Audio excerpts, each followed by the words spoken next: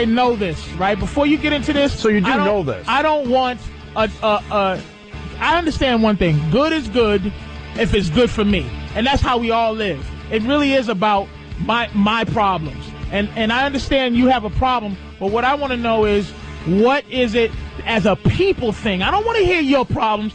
I want to hear people, because this economy thing is about people. We make the economy. We make the rules. We do this. What is it about what we doing that's effing us up? Not, hey, dude, I lost this because I work in a rubber factory and the guy who buys the rubber stuff from me lost. I want to know that's how America this affects right there. us. What's our attitude that's making it happen? I got an answer for you guys. All right, go ahead, David. All right. Now, what happens is all these guys start to lose their jobs. They flood the market with unemployed people. And what that does is it devalues employed people. So me as an employer, and I have 20 employees, I'm looking at a huge stack of applications of people who need jobs. They'll do anything for it. So I'm going to get better employees. I can pay them less money. I don't have to bend over backwards for the knuckleheads that I got. So that's how it affects the general public. How it affects you, Patrice, is that the people who don't get hired, they're the ones who are taking your truck and stripping off those stock wheels. That's how it affects you personally. Wait a minute, though. Let me ask you a question. Bringing the show full circle. I kind of agree with David. But okay, I'm not disagreeing with you on this, but it's almost like, okay, cause and effect. It's like, are there any criminals who are criminals out of necessity? Or are they just criminals? They would be criminals if the economy was good, if the economy was bad. But how many people to be a criminal? I would say out of necessity. We've been joking recently that because of the bad economy, you got some of these fast food workers, let's say, I just threw that out there, losing their jobs. Now, those same people that would have been, serving your burger, they're now hitting you over the head with something and taking your wallet. I think most criminals. I completely believe that. Most criminals. I agree with Dopey, and everybody agrees with Dopey. As soon as those people lose a job, they're coming after you. Now, the only thing that people really want to know, Patrice, is that we have 2 books of Jimmy's. When's yours coming out? Yeah, I told you. Are you writing your book? What am I doing? Well, let's go. I had to slow down. I had to take care of my stolen truck and my sarcastic stock wheel friend thing. I heard him.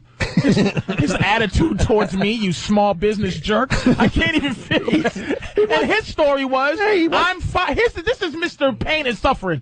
Ooh, basically, he disguises emotion. He said, ooey, I get to fire the guys who work for me to hire a cheaper, better product. It affects him in a good way. Yeah.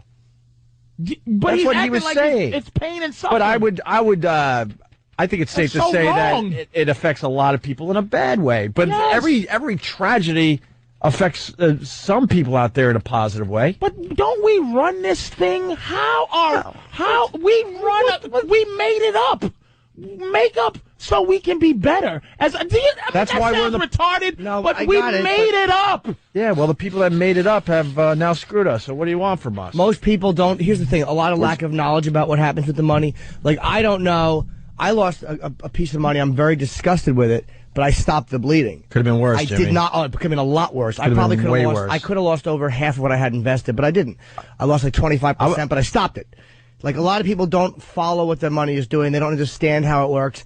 And anybody could have like Anthony in Atlantic City. He had no idea what he's doing. Stop the bleeding, Anthony. He'd actually be better off investing with this guy Bernie, who just got caught. But like, anybody can get caught in that one, because even people that know. And can I say to people, don't get me wrong, man. I don't have a dime. I'm saying to you, explain to me, because look, I'm diabetic, but we are a selfish country, and when I'm saying diabetes is not my most upset about disease. I'm not a diabetes guy because I have it. Mm-hmm. But that's how we live, is that if it affects me, that's when I care. Yeah. I'm saying in terms of how does it affect us as a people, not that I don't care about your issue, but listen, if I suffer too, I suffer, but please tell me, what can we do? The people, I'm saying, it's the people allowing this to happen, dude. We the people? I'm telling you, power to the people. But we just allow each other to just do bad things to each other. We the people went out the window. Now we're just a bunch of lemmings just sitting there waiting. Police are getting laid off, Opie, right? They might, in New York, and they're going, and people are scared that the crime will go up. It certainly will. But what I'm saying is, the police, it shouldn't be just a job. It's almost like the idea of police is protection. So if I'm not a cop as my job, does that mean that as a person, it's supposed to be an ethic behind it, or teachers, an ethic behind it? If it's not a job, then you're not going to teach somebody, or you're not going to help somebody if something bad has happened. I'll tell you one of the things. That's people thing. No, but one of the things is this, though, being a cop, we also allow certain privileges to people that we entrust to protect us. Like the big one is the ability to carry a gun and the ability to carry an authority, like with the badge. Yeah. Like we give that privilege, so we don't give each other as citizens that privilege. So it's like me as a regular guy. Not supposed to anyway. No, but I'm saying me as a regular guy with no gun, I have no power. Right. Like I can't walk up to you guys and go, "Hey, stop fighting," or what am I gonna do? Nothing. But you're saying where it says that stop fighting and it's your job. Mm-hmm. Ultimately, still, there's supposed to be some sort of crusading idea that, you know what, this old lady's getting beat up.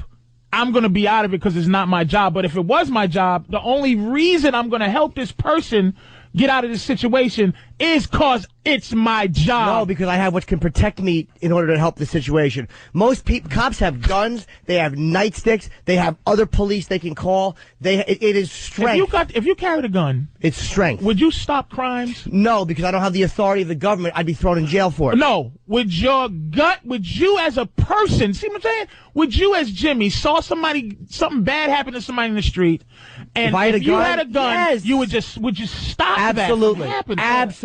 That's what I'm saying. Absolutely. As a person, you would assess the situation and how much danger you're really going to be in if you pull out the gun. But yeah, I think that's what I'm asking. Yeah, absolutely.